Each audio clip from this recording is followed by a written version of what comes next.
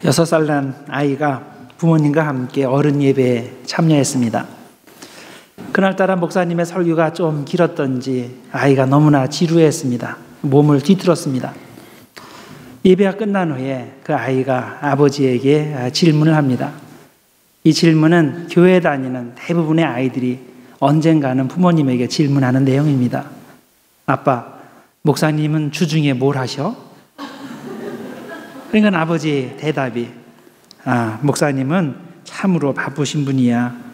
교회 일들을 처리해야 되고 아픈 사람들 있으면 신방해야 되고 또 성경 말씀 연구해야 되고 그리고 시간이 나면 좀 쉬시기도 하시고 목사님이 또 설교를 준비해야 되는데 설교를 잘 준비해서 모든 사람들이 은혜 받게 하는 것 참 쉽지 않은 일이야.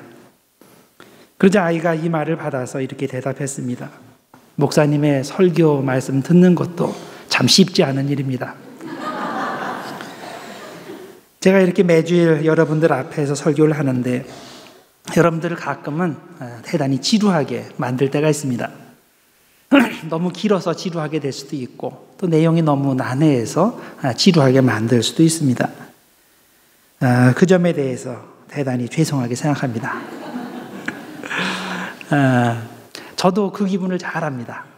왜냐하면 저도 목사가 되기 전에 수많은 설교를 들었고 목사가 된 후에도 제가 이제 다른 교회들 방문하게 되면 그곳에 목사님 설교를 듣게 되는데 어떤 경우는 제가 목사지만은 참 듣기가 참 지루한 그런 경우들도 많이 있습니다. 그런데 혹시 그래서 제 설교가 가끔은 이제 지루하게 될 텐데 오늘 혹시 제 설교가 지루하게 되거든 매번 그런 거 아니니까 이해하시고 들어주시면 좋겠습니다. 근데 목사의 지루한 설교가 여러분이 설교를 듣기에 어렵게 만드는 경우에 다는 전부는 아니라는 것 우리들이 잘 알고 있습니다. 설교를 듣기 어렵게 만드는 또 하나의 대표적인 경우가 있는데 그것은 그 설교의 내용 때문입니다. 설교의 내용이 부담스러울 때, 그 주제가 부담스러울 때 그런 설교는 정말 듣기 힘듭니다.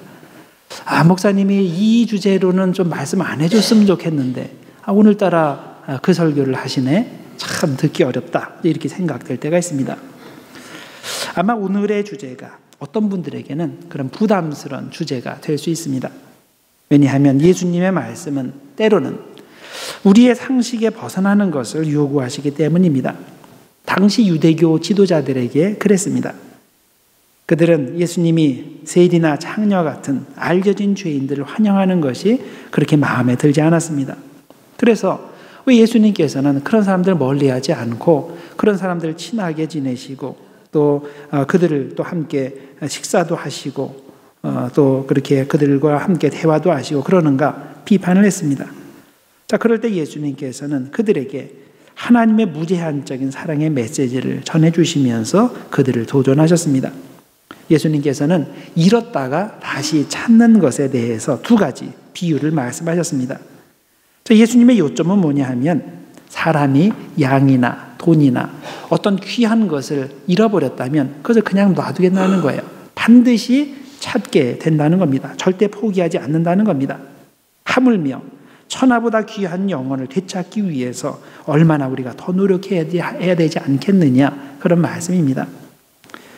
예수님에게 가장 중요한 사역은 잃은 양을 찾아서 그들을 구원하는 일입니다. 그러나 바리새인들과 유대교 지도자들은 그런 사람들에 대해서 전혀 관심이 없습니다. 그들은 자신의 친구들에게 관심이 있습니다. 내부자들에게 관심이 있습니다. 그러나 사회적으로, 문화적으로, 경제적으로 자신들과 아주 다른 사람들에게는 관심이 없습니다. 너무나 관심이 없다 보니까 그들이 바로 눈앞에 있어도 눈에 보이질 않습니다. 자, 그런데 예수님은 어떻습니까? 예수님의 눈에는 그런 사람들이 너무나 잘 보이는 겁니다. 왜냐하면 예수님께서는 그들을 사랑하시기 때문입니다.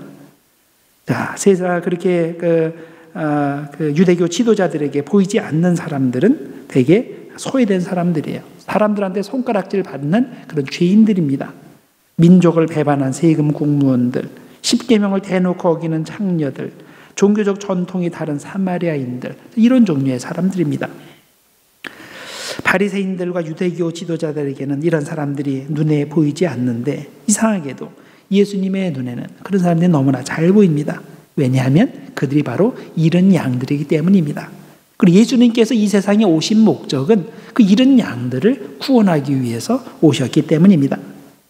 그 내용이 잘 표현된 것이 마가복음 2장 16절과 17절 내용입니다. 바리새인들의 서기관들이 예수께서 죄인 및 세리들과 함께 잡수시는 것을 보고 그의 제자들에게 이르되 어찌하여 세리 및 죄인들과 함께 먹는가? 예수께서 들으시고 그들에게 이르시되 건강한 자에게는 의사가 쓸데없고 병든 자에게라야 쓸데있느니라. 나는 의인을 부르러 온 것이 아니요 죄인을 부르러 왔노라 하시니라. 우리들은 어떻습니까? 우리는 예수님의 생각과 행동에 더 가까울까요? 아니면 바리새인들의 생각과 행동에 더 가까울까요? 우리는 예수님같이 우리 주변에 잃은 양들에게 관심이 있습니까? 아니면 바리새인들 같이 이미 교회 안에 들어와 있는 사람들에게만 관심이 있고 또 경제적으로, 사회적으로, 문화적으로 우리와 코드가 잘 맞는 사람들이 우리 교회에 나오는 것에만 신경을 쓰고 있습니까? 오늘 저는 여러분들과 함께 이 부담스러운 주제를 다루고자 하는데 우리 자신을 하나님의 말씀 앞에 정직하게 세워놓고 얼마나 우리가 하나님의 마음에 가까이 있는지 혹은 하나님의 마음에서 멀어져 있는지를 점검해 보고자 합니다. 자, 이런 양들을 구원하기 위해서 우리에게 필요한 것이 무엇일까요? 첫 번째로 우리에게는 그들을 향한 신실한 사랑이 필요합니다. 오늘 읽으신 말씀 1절에 보면 모든 세리들과 죄인들이 말씀을 들으러 예수님께로 가까이 나왔다고 했습니다. 자, 그들이 왜 그랬을까요? 예수님께서 어떤 고상한 철학의 내용을 가르치시기 때문입니까?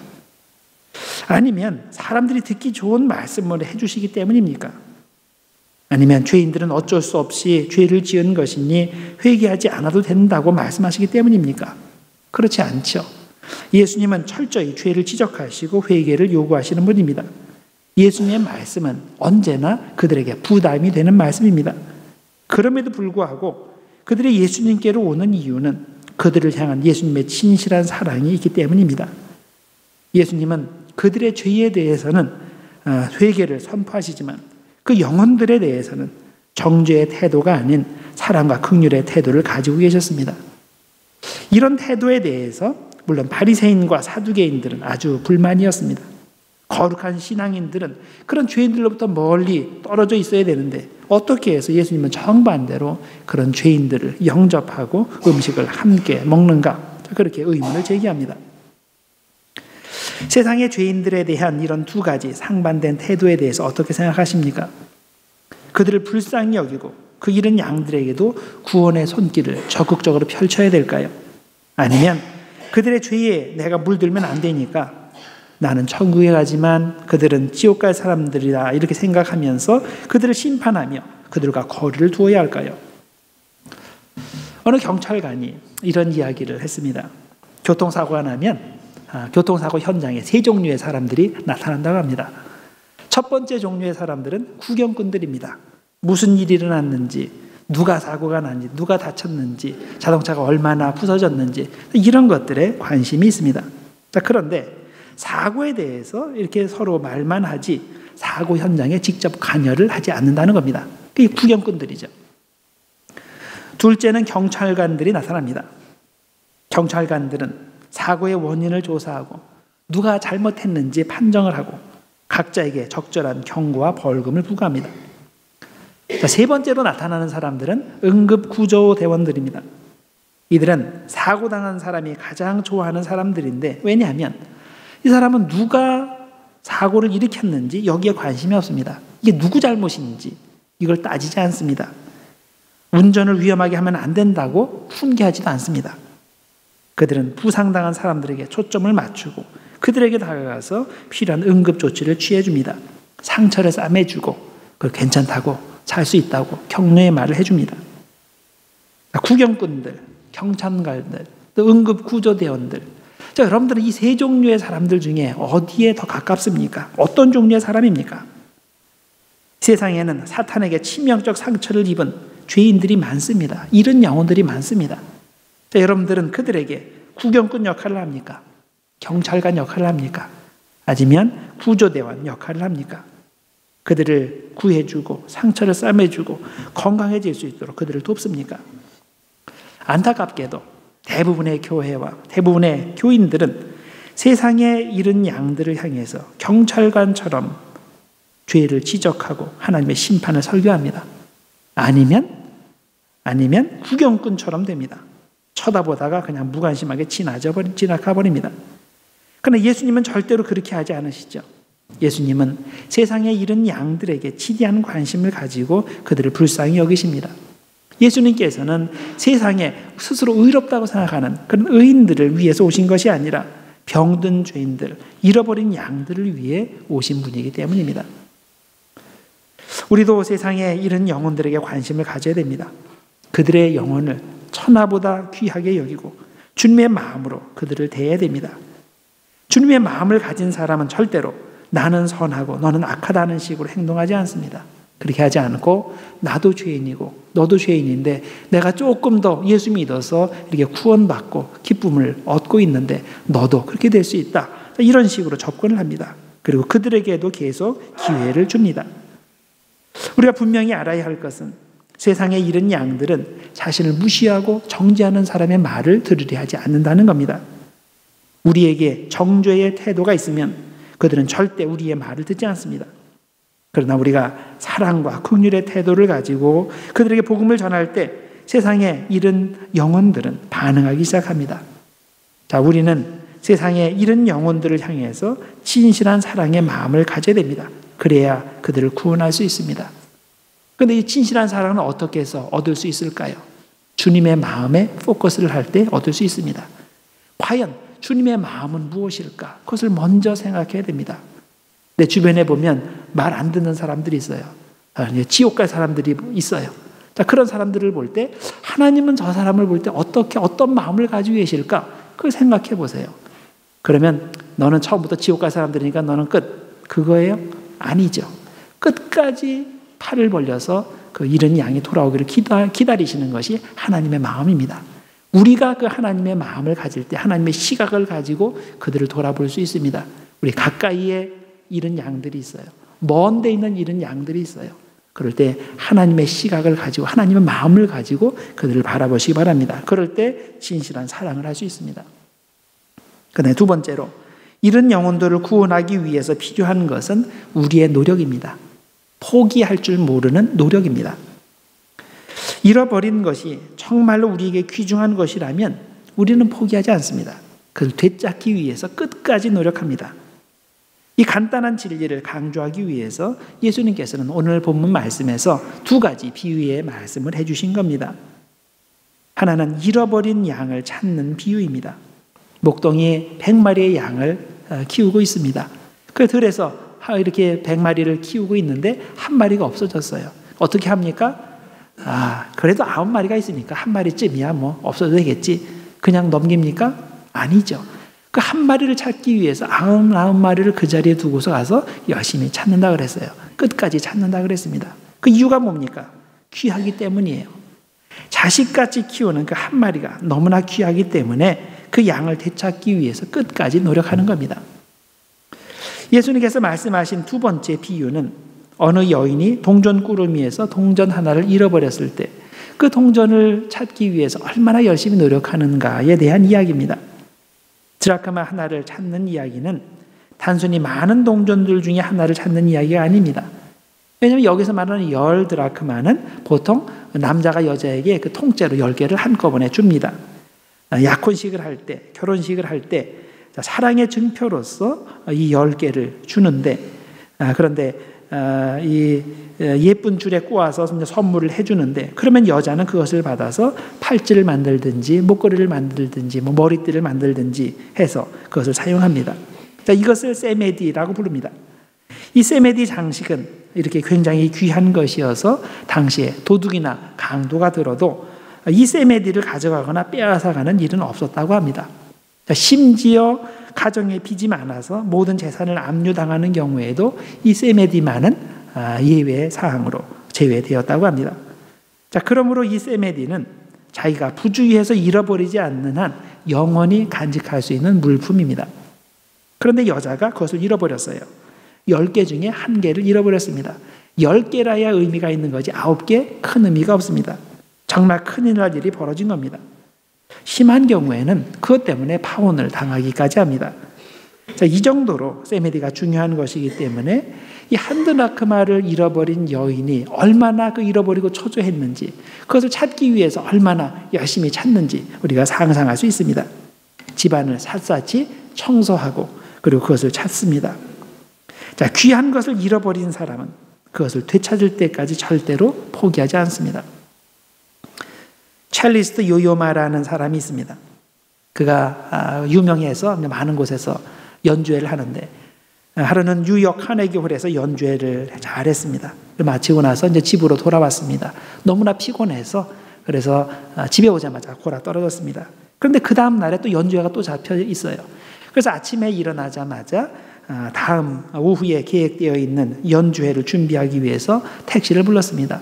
택시가 오니까 트렁크를 열어서 그의 첼로를 넣었습니다. 그 사용하는 첼로는 1733년에 그 비엔나에서 제작된 것으로서 2만 불이 훨씬 넘는 아주 고가품, 아주 귀한 겁니다. 그는 택시를 타고서 맨하탄 다른 쪽에 있는 호텔로 갔습니다.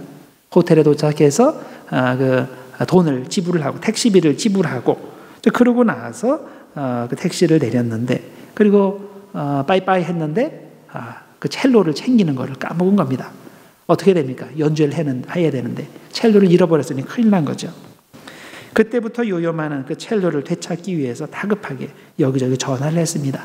그래서 아침에 잃어버렸는데 이걸 언제 찾게 됐냐면 거의 오후가 되어서야 찾게 됐습니다.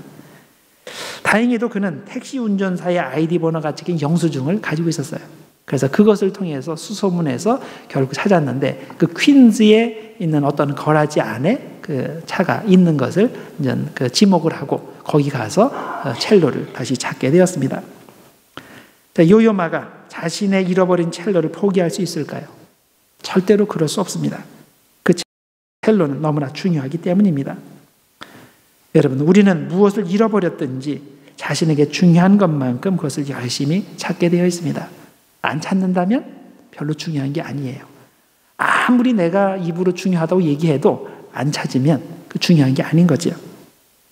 세상의 죄인들은 잃어버린 영혼들입니다. 원래부터 지옥에 갈 그런 가치 없는 영혼들, 그건 그냥 지옥에 가도 상관없는 그런 영혼들이 아니라 각자가 너무나도 귀해서 천하보다 귀한, 천하를 주고도 바꿀 수 없는 귀중한 영혼들인 겁니다. 우리가 정말 그 영혼들을 귀하게 여긴다면 절대 그들을 포기할 수 없습니다. 그 잃은 영혼들을 되찾기 위해서 끊임없이 노력할 수밖에 없습니다. 여러분들 한번 솔직하게 생각해 보세요. 여러분들 세상에 잃은 영혼들을 볼 때 귀하다고 생각이 됩니까? 진짜 천하보다 귀하다고 생각이 돼요? 아니, 하물며 여러분들 지금 옆에 있는 분들 볼 때 정말 귀해요? 천하보다 귀한 영혼입니까? 만일 여러분들의 우연히 오늘 옆에 앉았지만은 내 말을 안 듣는 사람이에요. 내가 싫어하는 사람이에요. 그 사람의 영혼이 천하보다 귀합니까? 이게 믿어져야 돼요. 진짜 그 영혼이 천하보다 귀하다고 믿어질 때, 그런 주님의 마음이 있을 때 포기하지 않는 거예요. 세상의 영혼들 마찬가지입니다. 우리가 왜 전도하지 못합니까? 귀하지 않다고 생각하니까 전도하지 않는 거예요. 왜 말 안 듣는 사람 전도를 못합니까? 귀하지 않다고 생각하기 때문이죠. 포기했기 때문입니다. 오늘 본문에 나오는 두 가지 비유 다시 한번 생각해 보시기 바랍니다. 목동은 잃어버린 양이 여기저기 헤매다가 스스로 집에 돌아오겠지 기다리지 않았습니다. 그 양은 너무나 귀하기 때문에 목동이 찾으러 나갔습니다. 동전을 잃어버린 여인의 경우도 마찬가지입니다. 좀 시간이 지나면 나타나겠지 기다리지 않았습니다. 여러분들 가끔 집에서 그런 일들이 있죠? 전화기를 어디다 뒀는데 이게 안 나타나는 거예요. 그러다가 일주일쯤에 어딘가 엉뚱한 데서 나타나는 경우가 있죠. 근데 그것이 정말 귀중한 거라면 안 찾겠어요? 전화기도 찾는데 당연히 찾죠.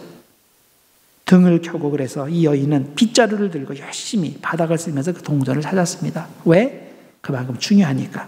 절대로 포기할 수 없으니까. 여러분은 세상에 이런 영혼들을 향해서 이런 마음을 가지고 있습니까?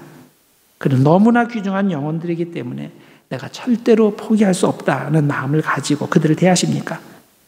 그 영혼들이 정말 귀하다면 나는 편안한 곳에 앉아서 마냥 기다릴 수가 없습니다. 그들이 어떻게 하다가 우리 교회에 나와서 예수 믿고 구원받기를 기다리는 것이 아니라 내가 먼저 그들에게 가서 복음을 전하고 그들을 주님께로 인도할 생각을 하게 될 겁니다. 포기하지 않고 끈기 있게 노력하는 사람이 영혼을 구원합니다. 하나님은 잃은 영혼이 돌아오는 것을 가장 기뻐하십니다. 우리도 그것이 가장 큰 기쁨이 될 수 있습니다. 한 영혼을 주님께로 인도할 때 이 세상이 주는 그 어떤 기쁨과도 좋게 비교할 수 없는 놀라운 하늘의 기쁨을 체험합니다. 하나님의 소원인 잃은 양을 찾아가서 그 양을 주님께로 인도하는 여러분과 제가 되기를 주님의 이름으로 축원합니다. 기도하겠습니다. 하나님 아버지 감사합니다. 저희들 오늘 말씀을 통해서 우리 잃어버린 영혼들을 어떻게 대하고 어떻게 구원하기를 힘써야 되는지를 생각하게 하시니 감사합니다. 하나님, 우리에게 주님의 마음을 주시고 주님의 눈을 허락하셔서 그들을 보게 하시고 그들에게 찾아가서 주님의 복음을 전하고 사랑을 전할 수 있는 우리들 될 수 있도록 하나님 축복하여 주시옵소서. 하나님, 그것을 통해서 하나님의 나라가 점점 굳건하게 되게 하시고 그것을 통해서 하나님께서 영광 받아 주시옵소서. 예수님의 이름으로 기도드렸나이다. 아멘.